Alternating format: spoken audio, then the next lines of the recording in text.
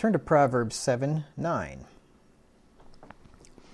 So this is talking about the young man that is passing through the street near her corner, and he went the way to her house. Verse 9, in the twilight, in the evening, in the black and dark night. So verse 8 shows us that he was in the wrong place. Now we see he's in the wrong place at the wrong time. And that's a deadly combination. Wrong place, wrong time. That's where a lot of people get themselves in trouble or get themselves injured or hurt or killed. Wrong place, wrong time. If it's dark out, chances are you should be home. If you are at home when it's dark, you're going to be a lot safer. If you're out running around on the streets when it's dark, you're increasing your chances of being harmed or getting into trouble. So, in the twilight. Twilight is the light diffused by the reflection of the sun's rays from the atmosphere before sunrise and after sunset, the period during which this prevails between daylight and darkness. Specifically, it's the most commonly applied to the evening twilight from sunset to dark night, which is the second twilight. So twilight can refer to dawn, just before the sun comes up, or dusk, just after the sun goes down. It can refer to either one. Most of the time, it's referring to dusk, between the sun going down and it getting dark. Now, when the sun goes down, the young man has finished his day of work. I'm assuming back in those days, there was no night shift, I don't think, for hardly any profession. Probably when it was dark, there's no electricity, you go home, right? That's where you should be. So he's off work. He should be home. Idle hands, though, are the devil's workshop, as they say. And he takes a walk near the harlot's corner. That was his first mistake. The harlot has been waiting all day for the twilight so that she can commit adultery unnoticed. Job 24 and verse 15. Now, maybe he was totally innocently walking down the street near her corner. I don't know. It doesn't say. It's certainly possible he was just out for a stroll because he just had nothing better to do, and then he gets seduced by a harlot. Or it's altogether possible that he knew where the harlots hang out, and he was going there for a purpose. Maybe he wanted to do some evangelism, share a tract with her or something to see if he could get her saved. Job 24 and verse 15. It says, the eye also of the adulterer waiteth for the twilight, saying, no eye shall see me, and disguiseth his face. And the same thing works for the female, for the hooker. She waits for the twilight because nobody's going to see her face, right? It's dark out, or it's getting very close to being dark. In the twilight in the evening, so now it's getting a little bit later. Evening is the coming of even, the process or fact of growing dusk, the time at which this takes place, the time about sunset. And then it says it's merged with number 2. Number 2 as a synonym is a synonym of even, which it is now superseded in ordinary use. It means the close of the day, usually the time from about sunset till bedtime. And that's how we use the term today, the evening, right? When the sun goes down until you go to bed, we consider that the evening. So it's now close to being dark, and the harlot is heading to work wearing her uniform. Proverbs 7 and verse 10. Because, most professions have a uniform of some kind. I mean, lawyers even have a uniform. It's called a suit, right? They wear suits every day. They think they're so special, but all they're doing is wearing a uniform, right? They're just a different looking uniform than the guy that works at 7-Eleven has on. Proverbs 7 and verse 10. And behold, there met him a woman with the attire of an harlot and subtle of heart. So she's got her slutty-looking attire on, which is her uniform, and we'll talk about that probably next. No, we'll talk about that today, as a matter of fact. We'll talk about that this evening. Now, he should be at home eating with family or resting or preparing for tomorrow, right? I don't know if he's a young man, so maybe he's not married, but if he's not married, chances are he's probably living with his family still. So he should be at home with the family and, doing something wholesome or resting or getting ready for the next day. But instead, he is going to the wrong place at a bad time. And then, he's a young man, yes. Yep. So, and, and as we saw there, a young man could be anything from a teenager up into his early 20s. So, who knows? He's likely not married, I would guess, but, we don't really know. And then in the black and dark night. So in the twilight and the evening, in the black and dark night. Night is the period of darkness which intervenes between day and day, that part of the natural day of 24 hours during which no light is received from the sun, the time between evening and morning. So it's now dark, and sinning potential is at its apex, because scrutiny from others is at its lowest.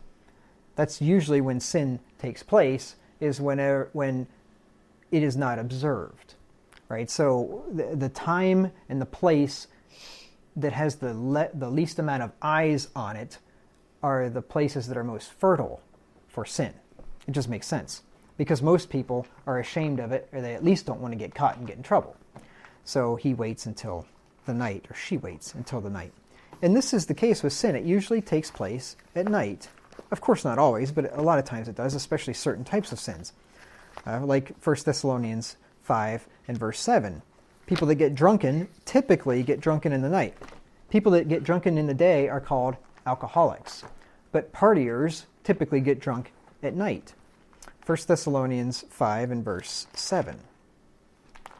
It says, "For they that sleep, sleep in the night, and they that be drunken are drunken in the night." So stay away from places and people that like to hang out at night. The older you get, I think this is probably almost universally so, the older you get, the less time you spend away from your house at night, right? Or at least if you are, you're doing something worthwhile and you're not out hanging out and running around with people, especially late at night. Job 24, 16 through 17.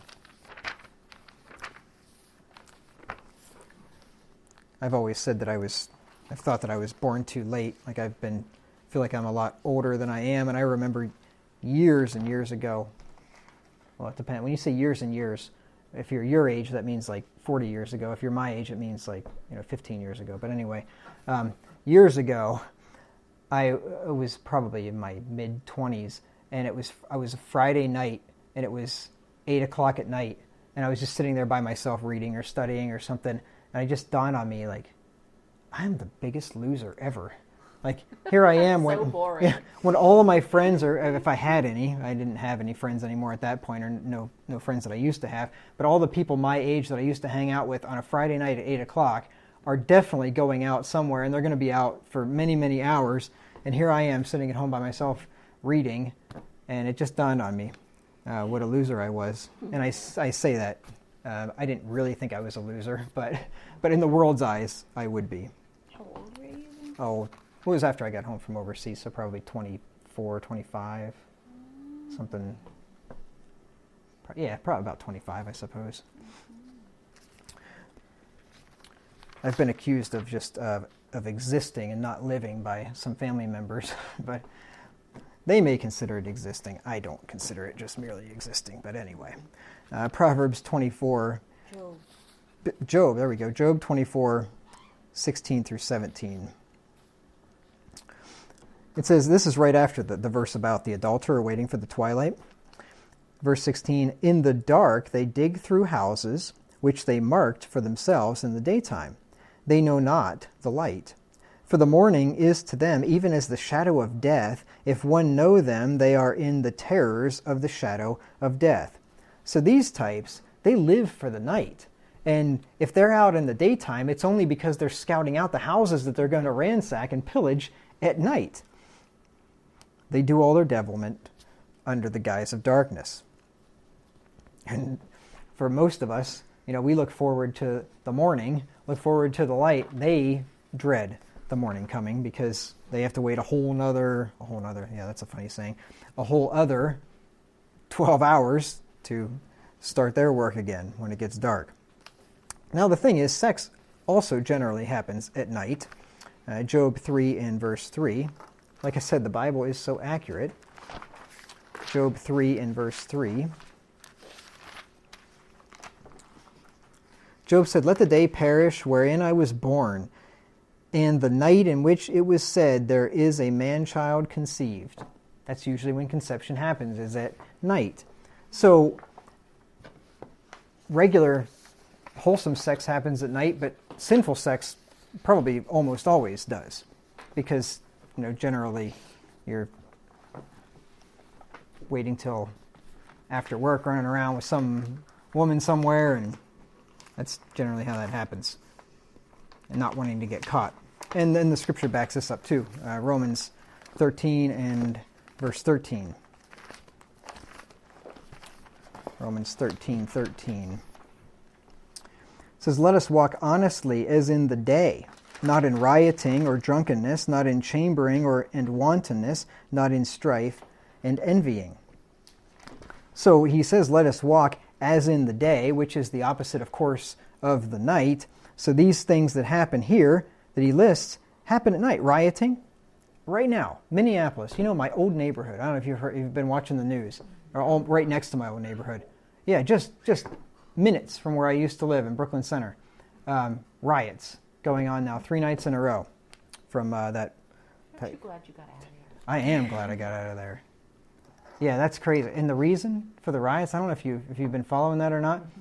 The female cop pulled this kid over. Now, he shouldn't have been resisting arrest, and if he wouldn't have been resisting arrest, he wouldn't be dead now, so he's an idiot. But anyway, he starts resisting arrest. She pulls out her sidearm, thinking it's her taser, and tells him she's going to tase him, and then shoots him and kills him. And she's like, I won't say it, but shoot. If you watch the video, it's clear that... Oh, yeah, I saw the video, yeah. Yeah. With a single shot, she killed him. Yeah. And so anyway, she's fired, as she should be. I mean, that is gross negligence. They charged her today. Yeah, second-degree manslaughter, I think it was. Her with... Yeah. As she should be. I mean, she's a 26-year veteran, too. It wasn't like she was 26 years? Yeah. She doesn't know the difference between a taser and I mean, how can you be that incompetent? I can see heat of the moment and all that, but still, certainly. They don't even feel the same in your hand when you pick it up. No, and they don't.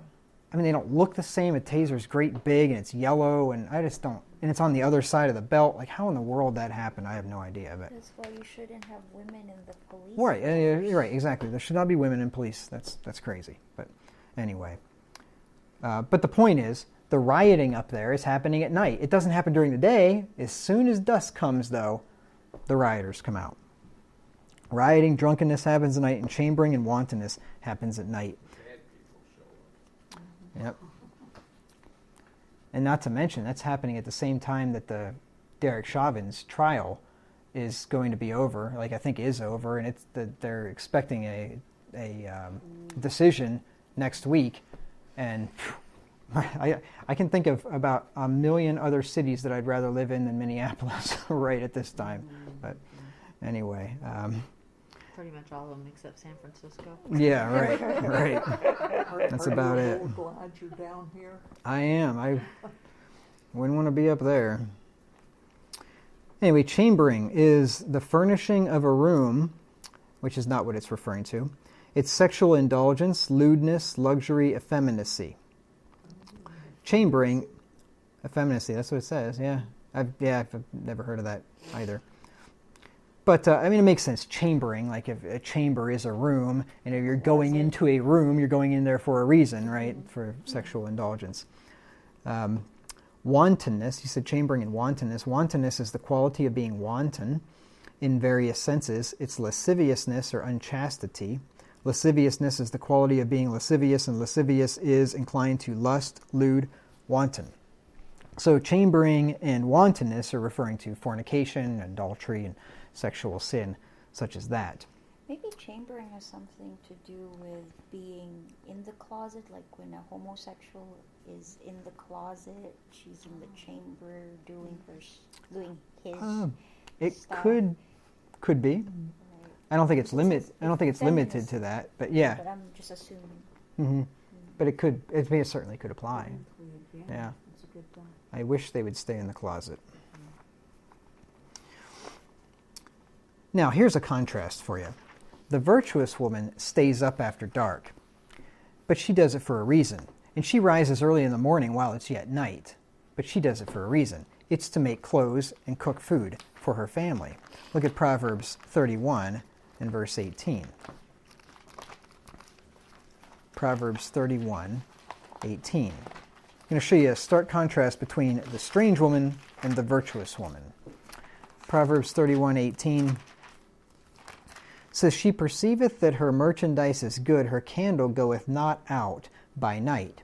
So yes, she's awake, she's up at night, she's working at night, but she's not working the same kind of work that the strange woman's working. This woman is working for her family. She's making clothes for her family to take care of them. She's working in her home. Yes, rather she's than working outside of her home to bring people home. Exactly. Yes. That's exactly right. Proverbs 31 and verse 15 says, She riseth also while it is yet night, and giveth meat to her household, and a portion to her maidens. So yes, she's working at home for her family.